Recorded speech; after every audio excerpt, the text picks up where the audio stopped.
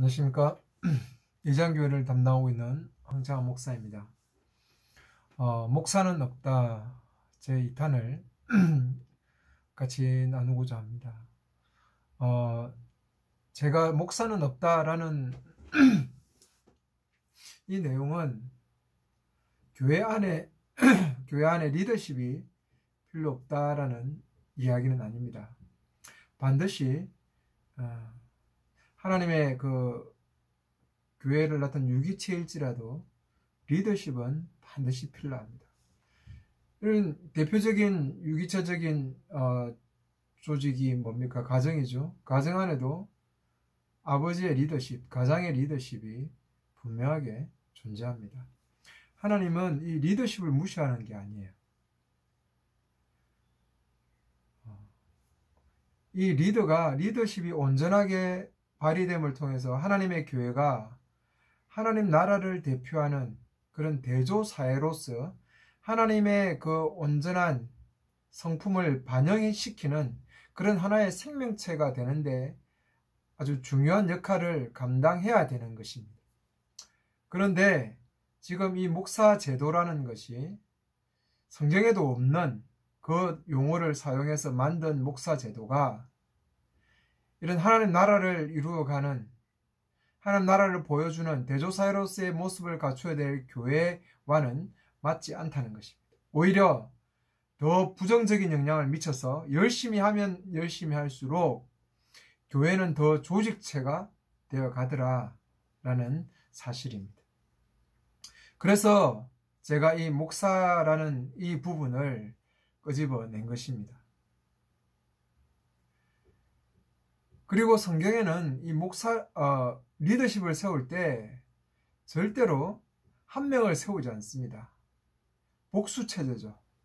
다 장로들이라고 그렇게 칭하고 있습니다. 리더십을 하나님은 복수체제로 주시고 있습니다. 어떤 누구의 1인 독재에 의해서 이루어지지 않도록 이루어가고 있습니다. 그리고 장로의 그 자격을 줄 때도 보면 아주 인품이 제대로 갖추어진 사람을 장로의 자격에 두고 있습니다. 뭐 책망할 것이 없고 한 아내의 남편이고 방황하지 않고 그다음 뭐 술에 임박히지도 않고 그다음에 고집대로 하지 않고 급히 분내지도 않고 더러운 이덕을 탐하지도 않고. 그래서 우리가 장로의 자격을 가만히 유심히 보면은 그 공동체의 아주 모범적인 사람, 다른 사람에게도 아주 모범적인 사람을 장로로 세울 것을 그렇게 권면하고 있습니다. 그리고 장로들은 특별하게 그런 이단들에 대해서 잘 대처하고 제대로 잘 가르칠 수 있는 그런 사람이어야 된다라고 말하고 있습니다. 지금 제도처럼 대학원을 나와서 일정한 과정을 이수하면 공부를 하면 목사가 주어지는 이 제도는 정말 성경적이지 않습니다. 오히려 지역 공동체 안에서 저는 지역 공동체가 그렇게 사람들이 커야 된다고 생각하지 않습니다. 한 10명에서 15명, 뭐 어떨 때는 30명이 될 수도 있겠습니다. 그런 조그마한 지역 공동체 안에서 뭔가 좀 연륜도 있고 그리고 특별하게 인격이나 인품적인 부분에서 리더십이 드러나는 그 사람들 중에서 복수로 2명 이상의 그런 장로를 세우는 것이 성경적이다라는 생각을 가지고 있는 것입니다. 그래서 리더십 자체가 교회 안에 필요 없다라는 이야기가 아니라 지금 가지고 있는 이 한국교회가 가지고 있는 이 목사 제도라는 것이 성경이 말하는 장로들에 의해서 움직이는 교회와는 다른 것이다. 그리고 요즘에 목사라는 이 제도권적인 이 용어를 사용하며 목사를 세움을 통해서 너무나 많은 문제들이 교회 안에서 생겨나고 있다는 것입니다. 정말 아주 순수하게 시작했던 많은 분들이 돈 앞에서 그리고 세습 문제로 성적인 문제로 이렇게 무너져가는 모습들을 좀 바라보면서 야, 우리가 정말 이 목사 제도를 정말 빨리 없애지 않으면 한국교회가 정말 하나님의 나라를 이루어가는 그런 교회로서, 공동체적인 교회로서 기능을 하겠는가, 그런 의심이 든다는 것입니다. 목사들이 성도들에게 뭐라는 줄 아세요? 주의 종이라고 이야기합니다. 주의 종. 아니, 자기는 뭔가 특별한 존재라는 것이죠. 구약에 있는 대제사장과 레위인들처럼 자신을 보고 있다는 것입니다.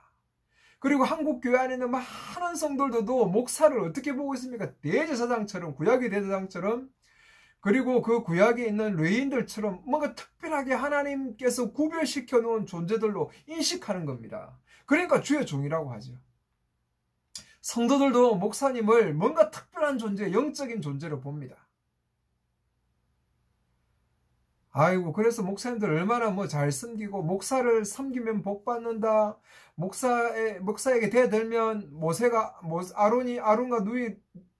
아론과 누이가 그 모세에게 대들듯이 그렇게 목사 대들면 하나님께서 징계를 주신다, 벌 주신다, 베레벨 그런 소리들이 많아 있지 않았습니까? 아니, 목사들을 무슨 하나님의 종이라고 이야기합니까? 모두가 주님의 종이죠. 목사만 주의 종입니까? 어디 목사가 주의 종입니까? 특별한 존재입니까? 성경에는 오히려 그것을 이단이라고 이야기하고 있습니다.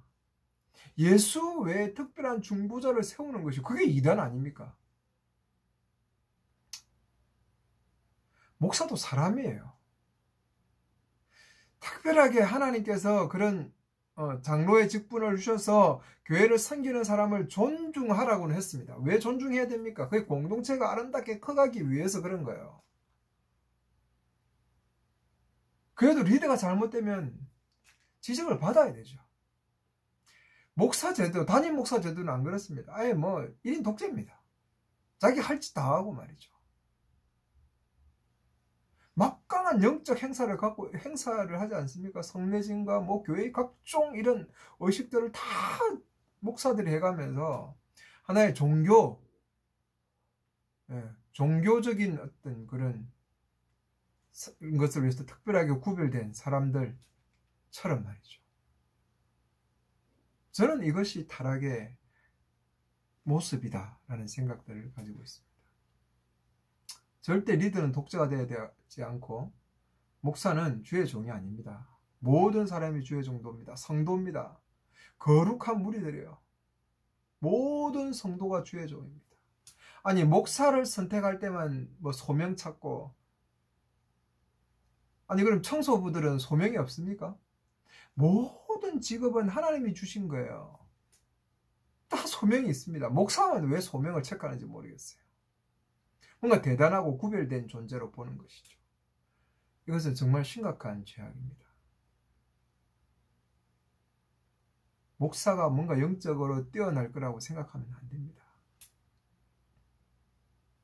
목사가 뭔가 주님과 더 가까워 있을 거라고 생각하면 안 돼요. 여러분, 존중하십시오. 그러나 목사를 뭔가 하나님의 중보자인 것처럼 섬기지 마세요. 목사 잘 섬긴다고 복 받는 거 아닙니다. 그건 비성경적이죠. 그건 우리 유교 사회나 갖고 있는 이런 샤머니즘 아닙니까?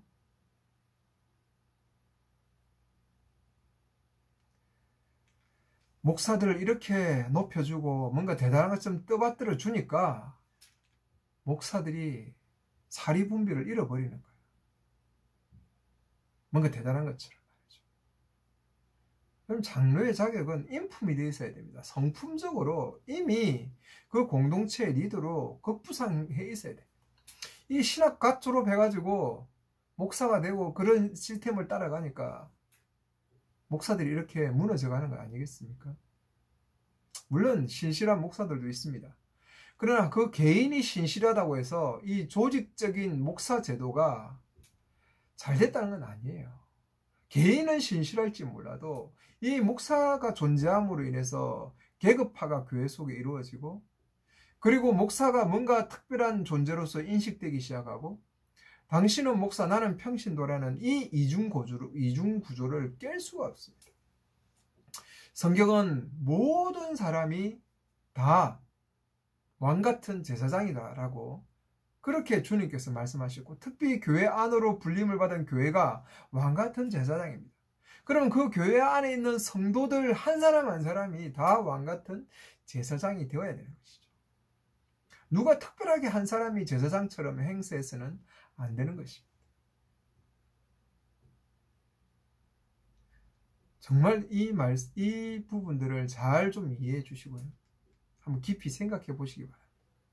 과연 이렇게 목사 체제로 흘러가는 이 교회가 지금 하나님 나라를, 하나님의 그 본질을 보여주는 대조 사회로서, 공동체 사회로서 하나님의 그 성품을 보여줄 수 있는 공동체 교회인지, 교회가 그것을 지금 보여주고 있는지, 그렇지 못한지를 보시라는 겁니다. 이런 이중구조 안에서 목사는 설교하고 말씀을 공부하고 말씀을 팝니다. 백신들은 열심히 일만 합니다. 그래서 주일날 와서 설교 깔랑 하나 듣고 살아가요. 말씀에 대해서 완전 무지하게 살아갑니다. 정말 무지해요. 중세 시대 같아요. 중세 시대. 성도들이 지금 말씀에 대해서 너무너무 무지해요. 꼴랑 그 설교만 갖고 살아가니까. 제자훈련 꼴랑 해봐야 그 뭐합니까? 다 구절구절 떼와서 하는 그런 식의 성경 공부에 의미가 있습니까? 내가 왕같은 제사장이다, 내가 목사다라는 생각을 못하니까, 저는 모든 사람이 좀 목사다라는 생각을 갖고 있으면 좋겠어요. 제가 그거 하려고 저도 제 직장, 제가 목사직에서 내려놓으면서 직장 구한 거 아닙니까? 나는 이런 목사라는 이 제도가, 월급을 받는 이 목사라는 제도가 정말 지금 한국 교회 안에서는 없어져야 된다고 생각합니다. 바울이 그 고린도 교회, 에베소 교회를 섬기면서 돈을 받지 않았듯이 왜 바울이 돈을 안 받았습니까? 돈을 받아도 돼요. 목회자들은 이렇게 주님의 주님의 일을 해가는 특별한 사람들 속에는 바울과 같이 그렇게 돈을 받을 수도 있습니다. 근데 특별하게 에베소 교회, 고린도 교회인가 에베소 교회에 와서는 바울이 돈을 안 받습니다.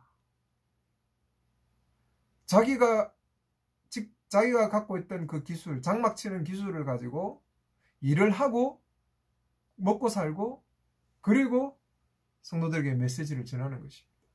그렇게 했던 이유가 뭡니까? 그 당시에 주변에 많은 철학을 하는 사람들이 이렇게 말발을 가지고 정말 철학적인 이야기를 해서 길거리에서 웅변을 하고, 그러면 사람들이 그 좋은 이야기를 듣고 돈을 못 얻어서 주면 그 돈을 챙겨서 살아가는 그런 길거리에 그런 철학자들이 많이 있었습니다. 바울도 그런 사람들처럼 취급될까봐 그 복음이 훼손되는 것에 대해서 너무나 안타까웠기 때문에 바울은 다른 데서는 돈을 받았어요. 그런데 거기서는 유독 돈을 받지 않은 이유가 그것이지 않습니까? 저는 한국교회에 좀 이것이 적용돼야 된다 생각합니다. 지금 복음을 제대로 전하는 목사들이 누가 있습니까? 다 성도들 눈치 보고 성도들 위로해주고 격려해주는 메시지만 전하죠. 성경을 성경대로 좀 풀어서 그렇게 쭉 풀어주는 목사님이 또 어디 있습니까? 물론 많죠. 그러나 또 많이 없어요. 그리고 성도들 한 사람 한 사람이 다 무지하게끔 이런 구조들이 만들어져 버렸다는 것이죠. 목사에 대한 이야기를 참 많이 할 것들이 정말 많이 있습니다. 근데 이 정도 선에서 좀 이야기를 마무리하려고 하고요. 그리고 좀 더 이제 또 나중에 시간이 되면 또 이런 목사 제도의 잘못에 대해서 좀 같이 좀 나누고 그러도록 하겠습니다. 그럼 교회는 정말 목사가 사라지고 당신은 목사 나는 평신도라는 이 이중 구조가 빨리 사라져야 됩니다. 모두가 목사다, 저는 그렇게 생각합니다. 왕같은 제사장으로서의 그 많은 제사장들을 정말 교회가 좀 해보겠으면 좋겠고요. 그런 또 이 직분이 계급이 되지 않았으면 좋겠고, 정말 직분은 은사를 따라서 좀 그 성품들이 온전한 사람들이 그 공동체 안에서 리더로 세워져가는 그런 은혜들이 좀 있었으면 좋겠다. 그래서 정말 이 온전한 리더십들이 서면서 하나님의 나라를 이루어내는 그런 공동체들이 곳곳에서 정말 좀 많이 만들어졌으면 좋겠다라는 생각을 합니다. 제 꿈은 평신도 교회가 최종 꿈입니다. 평신도들이 곳곳에서 한 10명에서 15명이 모이는 그런 조그마한 삶의 공동체들이 교회라는 이름으로 현장 곳곳에서 일어나는 그날을 정말 꿈꾸어 봅니다. 이 비전들에 대해서 정말 계속해서 좀 같이 나눌 것이고, 제가 지금 이렇게 말씀을 나누고 또 성경을 바르게 보려고 하고 성경을 바르게 보는 것을 또 이야기하고 또 교회를 비판하면서 이렇게 강력하게 나아가는 이유가 바로 이 평신도 교회들이 현장 곳곳에 정말 많이 세워져서 교회가 하나님 나라를 보여줄 수 있는, 하나님 나라를 드러낼 수 있고 하나님 성품을 이 땅에 보여주는 대조사회로서의 모습들을 온전히 갖추어 갔으면 좋겠습니다. 감사합니다.